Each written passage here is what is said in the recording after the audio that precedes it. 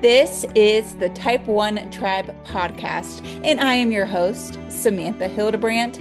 I was diagnosed with type 1 diabetes on February 18th, 2021, and now I am sharing all of my experiences and knowledge with you. So let's go.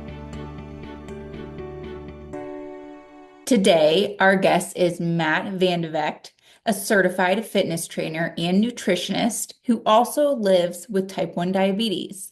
We, of course, talk all things diabetes, diving into his diagnosis story. We hear about a crazy low blood sugar that he had, and he shares all about training for an Ironman. Yes, that is swim, biking, and running all in one event. We really learn what it means to live like a warrior. I know you'll love this episode, so let's dive on in. So you're a type 1 diabetic, and your slogan is live like a warrior. So what does that mean to you? That has changed over the years, I'll be honest. It started as kind of like a fight for your right to get the best care, fight for your blood sugars, fight for your health, right? And choosing to stand up and not be complacent with diabetes, because that's honestly how I started. And I was like, okay, I need to actually take action, right? But recently in my Ironman training, it took on a whole new persona of itself, where now I realized when I was training, we each have voices in our heads. Hopefully it's not the full serious medical condition, but voices where you have one of the inner warrior and one of the inner weakness. And whichever one you feed attention to grows. And so I found the more I embody the warrior lifestyle of choosing to do hard things, choosing to challenge myself, the quieter the weakness or the excuses got. And I found this true with diabetes as well. The more I do what I know I need to do, counting carbs, pre-bolusing, doing the stuff, the simpler it gets. It doesn't get easier, but it gets simpler. And so that's what it's become now. Okay, I love that story. So tell us, let's go back in time and tell us your diabetes diagnosis story. Yeah, I was 19, so I did not understand why I got it. I was told that it was just kids, juvenile onset, as many of us are taught.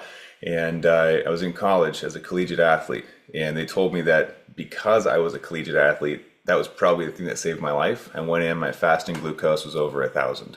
And they said, I was a rower. We work out twice a day, 2 hours each time. They're like, because you're so active, you've essentially burned enough glucose to stay alive, but you would have died soon. So it's a good thing you came in. That was a wild transition.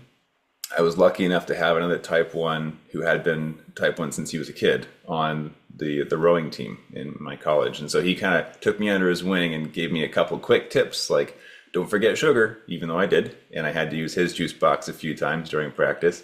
But I did not accept it right away. If anything, I fought against acceptance instead of, fighting for my health, and just did not take care of myself. Didn't count my carbs, didn't take enough insulin. I guessed at everything. I didn't even test my blood sugars. I would just guess at how much insulin I would need based on symptoms. Like, I feel high, so I'll just give a couple extra units, reckless. So it was not great. And it took a couple of years of near-death experiences and people having some serious talks with me about, like, if you want to survive, you have to actually take this seriously, before I actually did start caring.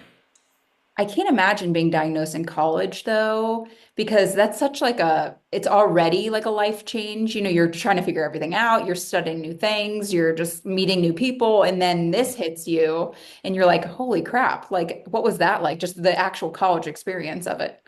Oh, so true. I think that's part of the reason I was reckless. I was pretty sheltered my whole life. And in college, I wouldn't even say that I went crazy, but like, just to give some context, I didn't have a drop of alcohol until I was 21. The issue is that I turned 21 after I was diagnosed with type 1. So that didn't go well either. Alcohol doesn't mix great with blood sugars, especially when you kind of go and really just try it out for all it's got. So yeah, college, I'm surprised that I survived some of those situations, all-nighters and complete guesses on carb counts with eating contests and just ridiculous stuff. So I'm thankful that I made it. Well, and you in college, you want to feel normal, right? So you want to do what Exactly. everyone else is doing. So you're like, oh, screw diabetes. I'm just going to act like I would otherwise. Well, and that's a fair side to bring up. I was embarrassed. I didn't tell most people. I told a couple close friends and my family, and that was it. And I hid my injections. I would go to the bathroom to take my shot or to test my glucose, and I just did not want any association with it at all beyond what I needed to survive. It was Why, like a why do dark you think spot. you were embarrassed? I've been insecure for a large portion of my life, so I'll just be super transparent about that. I was actually bullied as a kid and didn't like the idea of being seen as different. And to me, it was this idea of like, I'm not going to give them an excuse to find something else to bully me. Even at that point in my life in college, I wasn't getting bullied anymore. But I think there was something deep rooted there where I was just insecure about being seen as different. So I was like, nope, I'm same guy. No one needs to know about this. Let's just pretend it's fine and move on, you know? Yeah, you were finally fitting in. You're like, I don't want to be different. Do you think it has to do at all also with just like the stigma around diabetes? Because most people think of type 2 when they hear diabetes. So do you think Right. it had to play into it at all? That's fair. When I was first diagnosed, my first thought, which is completely out of ignorance, and I'm embarrassed to say this, but it's the truth, so I'll share it. I thought, well, I'm not overweight, so I shouldn't have diabetes, right? I'm like, I'm a collegiate athlete. Now we know it's not overweight, it's not tied to your sugar, it's autoimmune, right? And that's even unfair to say about type 2s these days. But that was my first impression. So, yes, there are a lot of negative associations made with diabetes, and I'm sure I internalized a lot of those. Yeah, absolutely. And so, okay, so you were reckless all through college. When did you have that actual switch of like, holy crap, I need to actually get this under control? Yeah, it was years later. I had moved across the country from San Diego to New York. Many years ago in a past life, it seems. I used to do some modeling and I traveled around the world doing that for about 7 years. And so I lived in New York as like the central hub where a lot of the jobs were. And I came home one day when I was dating my now wife. We were doing a long distance relationship. And I had another one of those days where a low felt like it almost took me out. I collapsed on the floor. Just it was probably an urgent low, but I didn't know it because I didn't test my blood sugars like a moron. Uh, and I stopped. I was just staring at the wall, and that hazy like I'm waiting for the sugars to come back up. And I realized if I didn't take care of the self, that my doctor would be correct in his incorrect prediction, which was on diagnosis day, I was told you're going to die in 10 years and it's not going to be pretty. You're going to lose your limbs along the way. And that was the horrible start that I had to my diagnosis was you can't have sugar or carbs of any kind ever again. You're going to die in 10 years and you're going to lose your limbs before you die. It's like, great. I think that's part of my initial lack of acceptance is I was told there is no hope, so why try? It's like I'll just live and enjoy life while I can. And then I realized, of course, many years later, my whole family's in the medical system, and so they've assured me that that wasn't true. And so I was like, okay, if I don't change my behaviors, he's going to be right, and I am going to die, and this is going to be bad. So I realized I wanted to stick around for my girlfriend, who is now my wife, and I was like, I gotta figure this thing out. So I started testing blood sugars. I actually started counting carbs and trying to learn more. So your doctor wasn't necessarily wrong in the sense that if you don't take care of your diabetes, it can turn into more of an issue. So Yeah. I don't want to say I like that he said that, but I feel like that Mhm. was almost the turning point for you. Like it was almost a good thing he said that because you're like, wait a second, no, this can be different.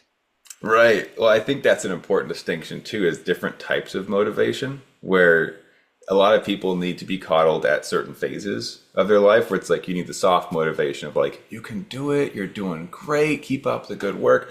But there are other people or just other phases of life where you need someone to slap you upside the face and be like, you need to get it together or you're gonna die. Right. And I call that hard motivation. And you're right, that certainly does help with those catalyst moments, right, where you pivot. Yeah. So the first step for you was like learning about nutrition and, really focusing on, I don't know if like medical, I guess is the right side, but like you said, like the counting carbs. And so would you say nutrition came before finding fitness for you in terms of, I guess, controlling your blood sugar? Right. I think so. I think it's fair to say that nutrition had to come first, where it was like, okay, what is a carb and how do I count it? And learning how to read nutrition facts and the labels and all that kind of stuff. That certainly came first. How did you start even doing that? I mean, to like, if you're not, you don't have a history of looking at labels or anything like that, like, how did you even start that process? Because it can be very overwhelming. It can be, yeah. I have been around these things my whole life. So that's where I lucked out. Both my parents are physical therapists. All three of my sisters are nurses. My wife's an occupational therapist. Like I'm surrounded. And then along my own journey, I actually studied to be a firefighter. So I became an EMT. So I was familiar, but not, I wasn't a nutritionist yet, right? So like that part still had to be developed.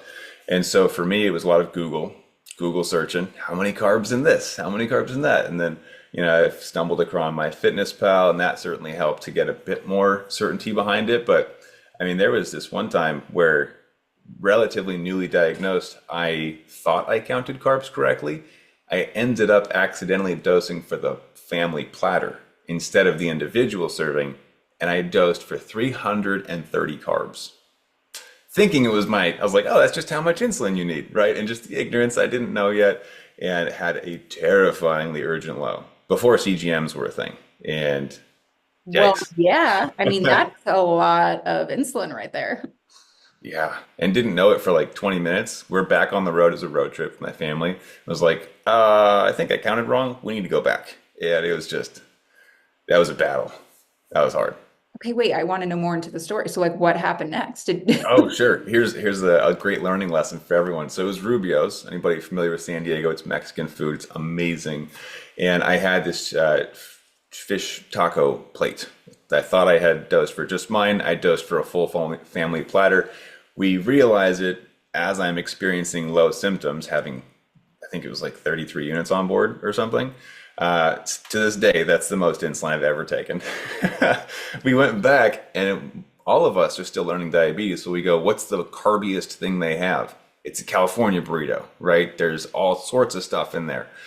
So we get one of those. But in addition to carbs, there's also a lot of fats and proteins, right? Which slow digestion. Now I know that. I didn't back then. What I should have done is just gotten a soda and I could have sipped on it and been fine. Instead, I had two giant burritos. I'm stuffed to the max, just like doubled over. Like I can't eat anymore. I'm so sorry. I'm gonna die if I have to eat more. And I made it somehow. But that's the power of knowledge. Is that now I know there's other options. Not all carbs are the same. Macronutrients affect digestion, and I should have just gotten a soda. It could have been so much easier. So that's one of the things that I look back at and I'm like, this is why I stay curious. I want to learn more even now because there's something that I don't know that would probably make my life better. I should just keep learning. That's a crazy story. Two burritos. Oh my gosh, I can't imagine. But that's the other crazy thing about like when doctors are like, oh, just count your carbs. It's like, well, it doesn't Mm, work like that to a T, right? Like you can't just take a certain amount of insulin for a certain amount of carbs. It really does depend on what's in it, like the protein, the fat, the fiber, everything associated with that. It's not that simple. So how did you learn that aspect? Was that just through trial and error? that was many, many years later. In part was influenced by my studies with nutrition. When I studied to become a master fitness trainer, one of our homeworks was to go track our macronutrients because we're going to have to make meal plans for clients. Assuming you work at a gym or something, which I never did. And it was when studying that I realized I was consuming probably triple the fat of a normal person just because I like things like eggs and cheese and avocados.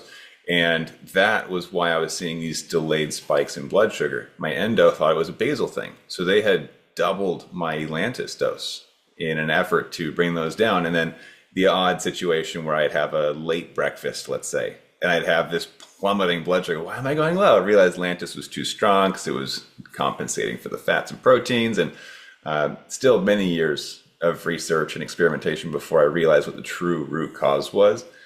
And it's honestly, it's a tall order for anyone. I'm privileged that my career lined up with my disease where I got to study this stuff and I get to understand it on this deeper level. But so many people are just perplexed, right? Where it's like, why the heck is it high this time, but not that time? And it's a complicated disease. There's a lot behind these things. And I love endocrinologists, like I do, don't get me wrong. They're great at what they do, but they never tie in the nutrition side of things. They just are Right. very medical based and just, look at those facts, but they never say like, "Oh, what did you eat for breakfast?" Like, let's break this down for you. They don't do that for you, nor do they have the time. And so it really is just like doing your own research, which not every person living with type 1 diabetes necessarily wants to do or has time to do, and I feel like that's just what causes all the frustration. Oh yeah. I mean, you mentioned time. There was another situation where I had a pretty close call with a low blood sugar. That probably one of the closest times I've been to death, and it was terrifying. And after that, I committed myself to figuring out blood sugars, or life just might not be worth living. Like I was in a very dark spot, and it took me 2 years of daily experimentation, logging, research. I quit my job so I could do this to figure it out. Like nobody has that kind of time. And I'm talking like all day. Every day was just type one, you know? And that's what it took for me to figure it out. That's so much time. Mhm. People have lives to live, jobs to work, families to take care of. I didn't have a kid yet, so that I don't know what that would look like now if I had to do that. That'd be hard.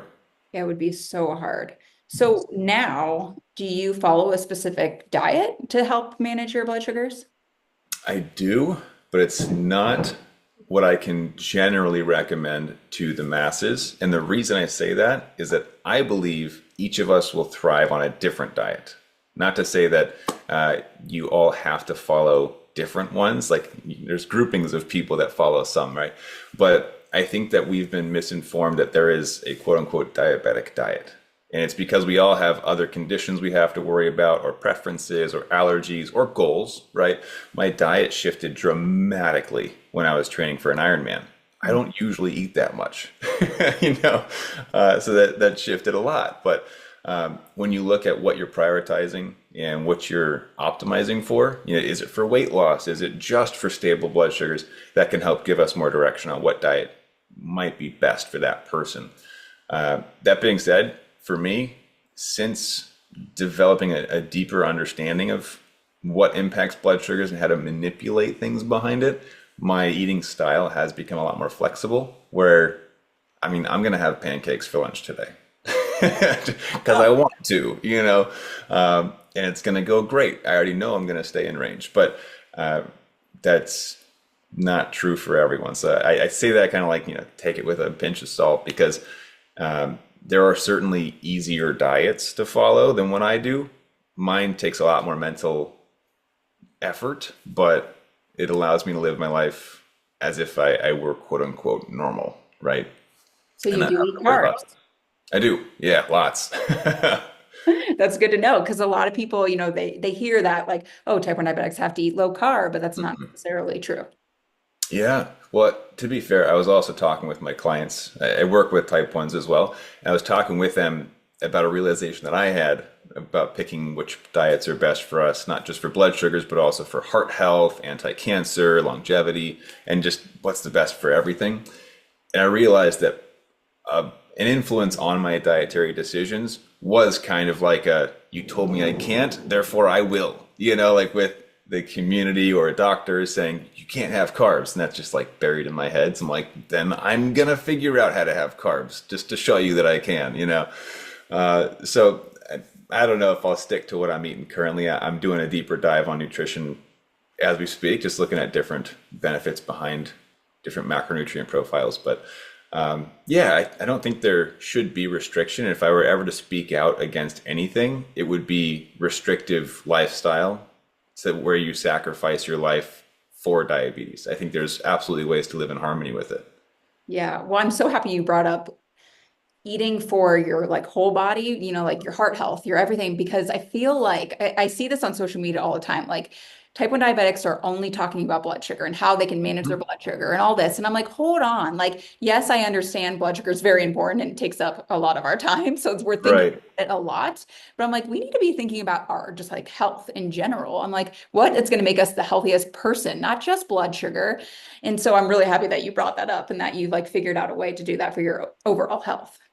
Well, and I will say numbers first, right? Like if your blood sugars are completely a wreck, it's going to have a far-reaching negative impact on the rest of your health as well. So if your blood sugars suck, your heart will suffer. So maybe don't go for heart stuff first if you cannot maintain stable blood sugars. But yeah, once you get the blood sugars figured out, you got to look at the rest of the micronutrients, vitamins, minerals, the heart health. How do I make sure I can survive and not just have stable blood sugars on my deathbed? I think Yeah. there's so much more to it. And even thinking of like, how can I just feel better? Because I mean, we all know, like, if we have a really high blood sugar, like, you don't feel good. If you have a low blood sugar, you don't feel good. So it's like, what foods am I going to just feel better on? But you're right. I mean, I get it because, like, we're staring at our Dexcoms or, whatever every single day at every moment. So all we're thinking about is blood sugar. But I'm like, I Mhm. feel like there's other ways around it that we can kind of help our health, like at once versus just like thinking about little individual parts of our body. Yeah. Well, the tough part too is the CGMs nowadays provide this immediate feedback loop that we see what our actions did. But with the rest of our health, we'll just keep using heart as an example. You don't see the daily buildup of plaque, right? It takes years. And so by the time you notice it, it's too late. Like you've already made some poor decisions. So it's much easier, I think, because it is in front of our faces, like you were saying with the blood sugars, to focus on them and forget that the other things are still important. Right. And we have a higher chance of having like heart issues, correct? Like if our blood sugars are all out of array and Yeah. As much as I want to say no, it's true. yeah, I know it's so hard. I was listening, ironically, this morning to a podcast about that from a type 1 diabetic who had heart issues. And he said like once he cleaned up his blood sugar a little bit, it like naturally sort of started fixing his heart, which I was like, wow, that is very fascinating. Hmm. Well, and there's the two sides of that coin, right? Where it's like having type 1 does put us at a disadvantage, but it doesn't mean worst case scenario by default. I think a lot of those studies were shown when they studied the general population that does not control their blood sugars, right? And so if we're optimizing for controlled blood sugars, it will have a positive impact on our other organs, but there is still the increased risk in general as well, just because we're not going to have perfect numbers, or not Right. going to have the same lifestyle as a non-diabetic would. Right. Yeah. Our blood sugars will naturally fluctuate a little bit more than the average person. Yeah.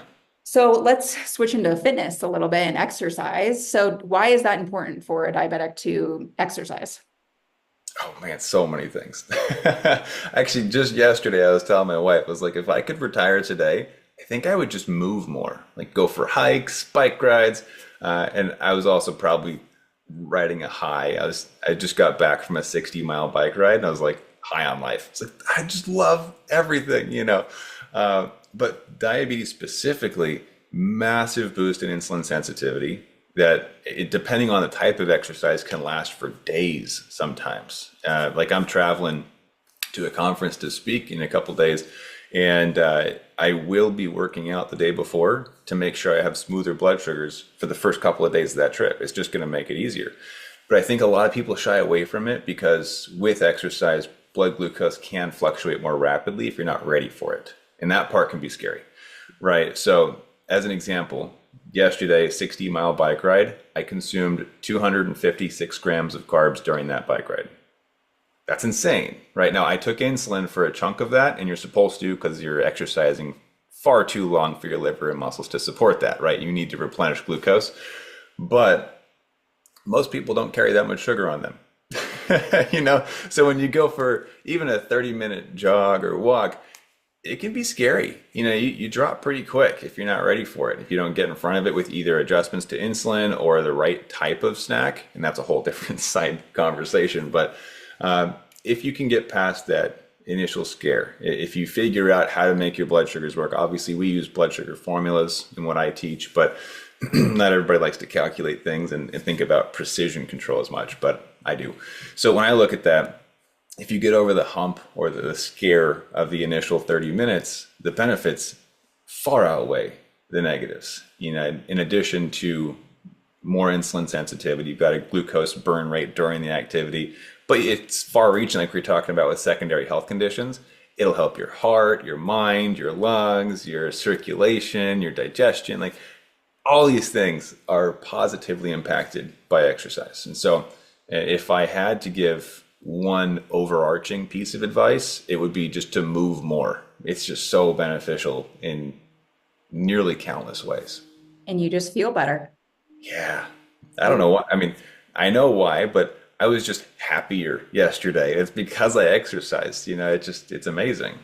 You're exercising, you're outdoors. I'm assuming you rode outdoors. I Yeah, did. Yeah. You it's like got to when you're in San Diego, right? you have to when you're riding that long of a bike ride. You can't be Got in. to. Okay, well, since we're talking about triathlons, the Mhm. swim, I've always wondered about the swim as a type 1 diabetic. Well, what do you do for sugar in that case? Like, do you take things with you? Do you just make sure you're high before, or like, how does that work? Really good question that an entire discussion could easily be dedicated just to that. That was the hardest part for me. And there's two reasons. Three. So one, anxiety, right? I have had some pretty scary lows, and the idea of having no CGM connection, right? Because when you're in water, Bluetooth can't connect. So you have no idea what your blood sugars are. That part scared me, like actually. And I took it very slow. I swam 2 laps in the pool. Oh, what happened? Am I okay? 4 laps the next day, 6 laps the next day. And before you know it, I'm doing, 150 laps or whatever.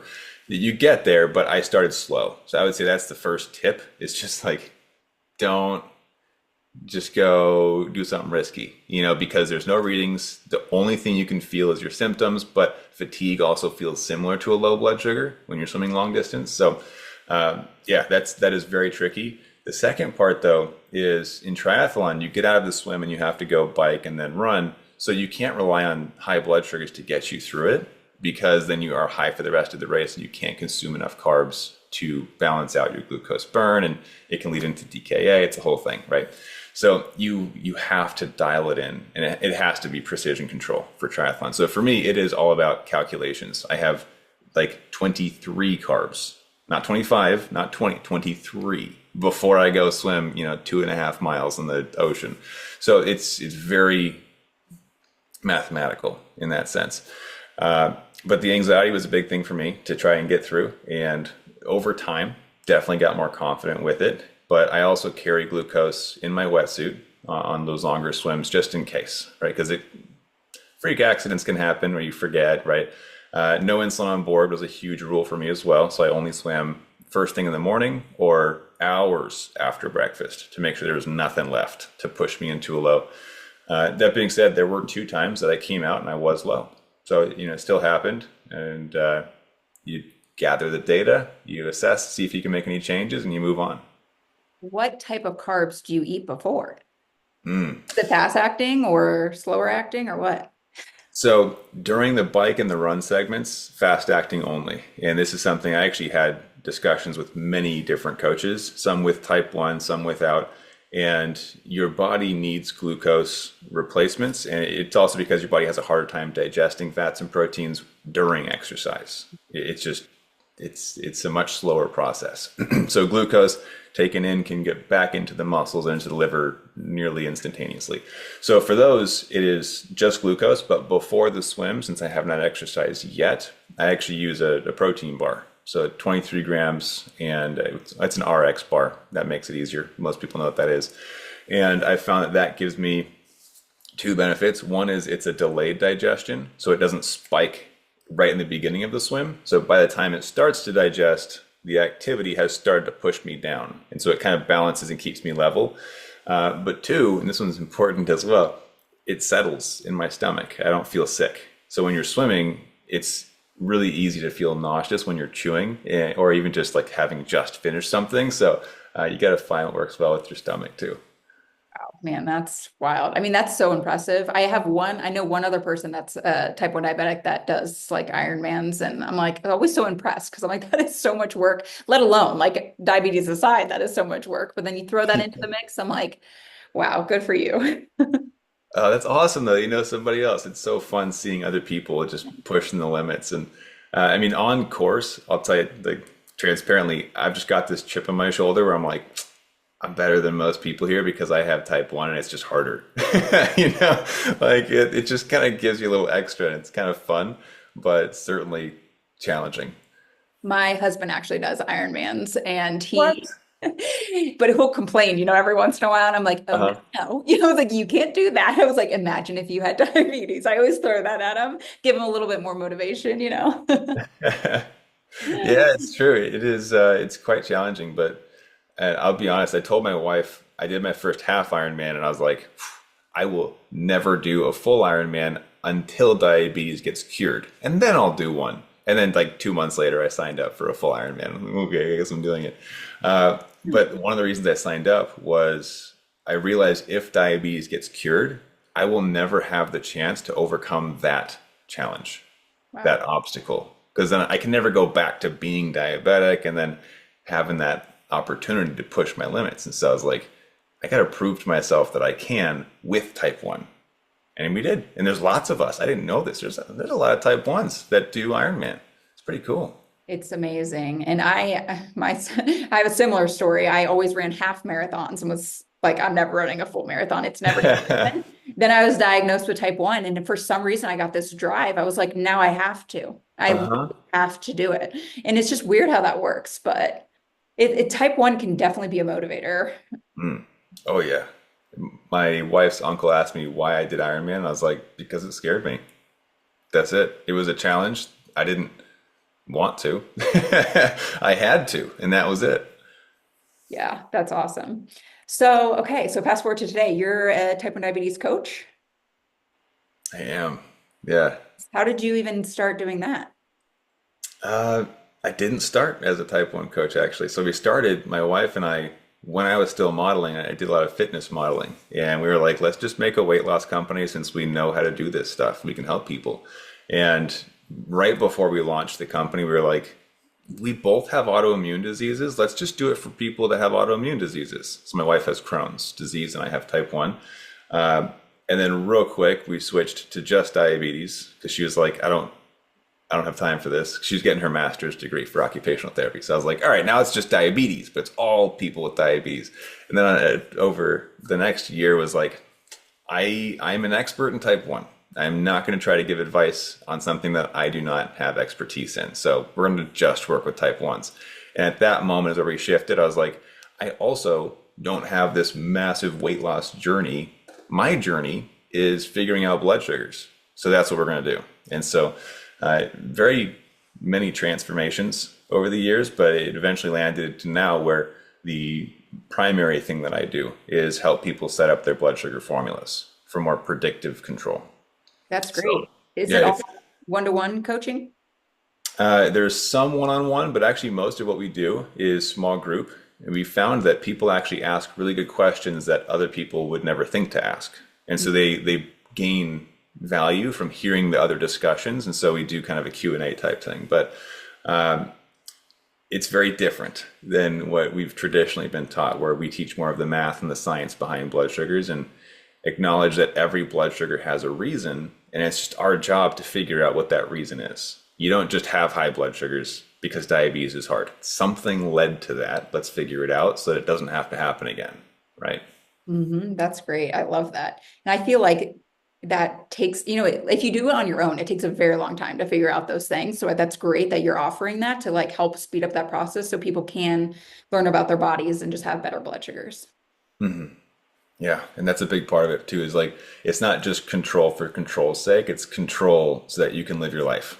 Like go have fun without diabetes holding you back. And that's a big part of it to me and what I'm passionate about because for years it did hold me back. I made decisions from the frame of what will this do to my blood sugars?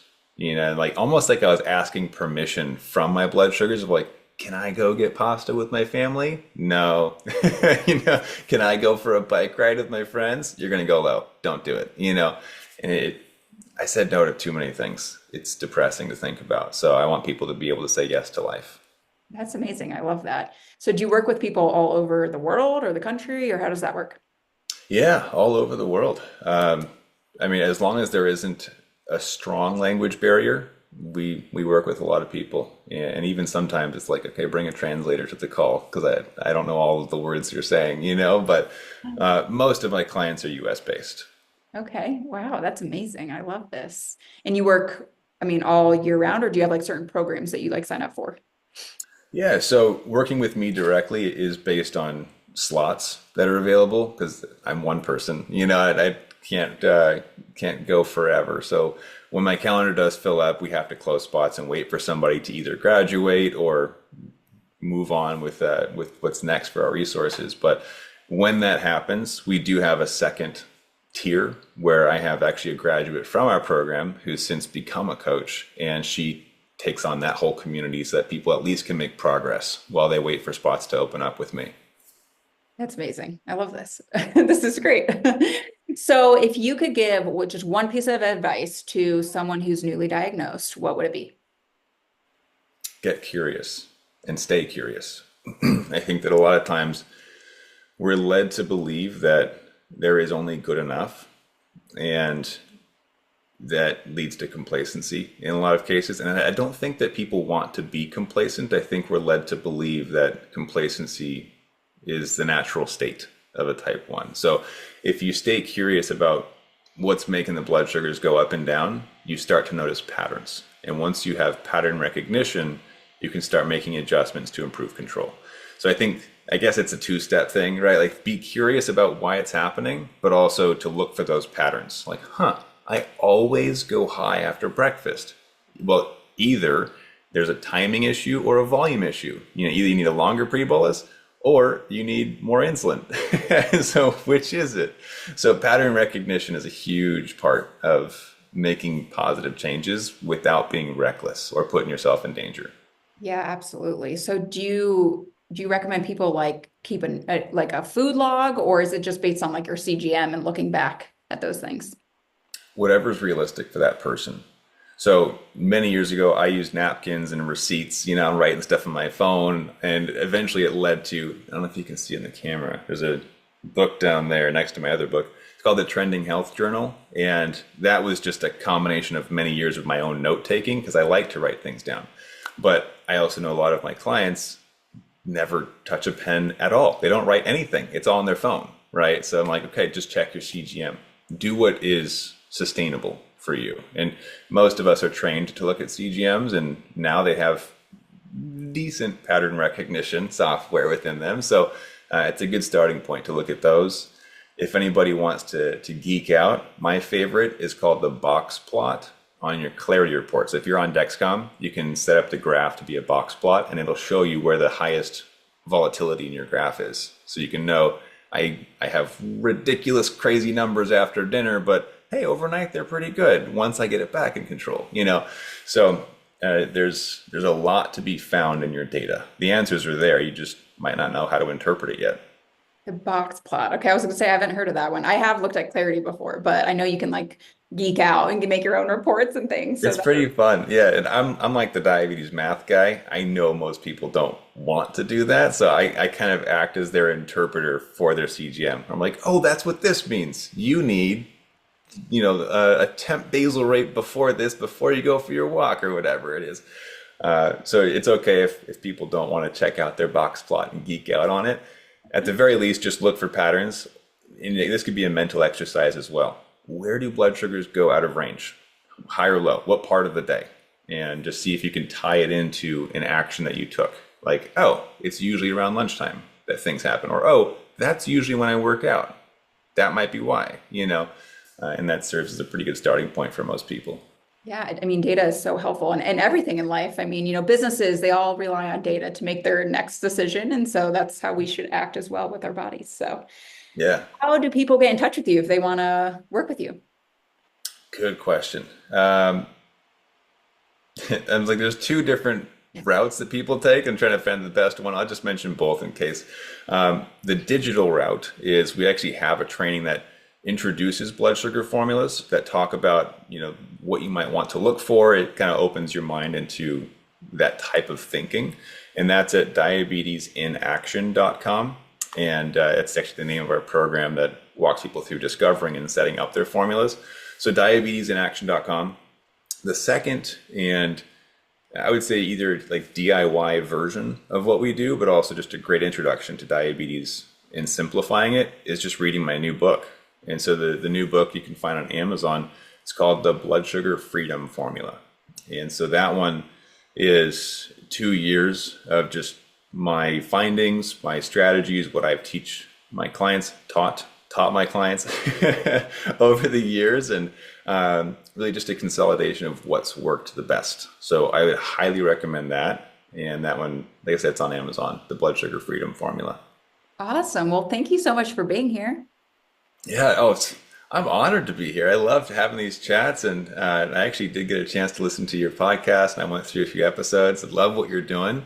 You're an incredible host, and finding the right people to help spread the word about hope and education. It's amazing. So keep up the great work. It's Thank fantastic. you. Are you ready to live like a warrior like Matt? If so, check out my diabetes ebook below. Its main focus is to help you lower your A1C, stay in range more often, and feel better overall. I share my tips and tricks for lowering an A1C with nutrition, exercise, and insulin management. It's a great book to have on hand whenever you have any diabetes questions. The best part, it's always being updated with new information and you get access for life. Yes, that's correct. Life. Link is below. Go check it out.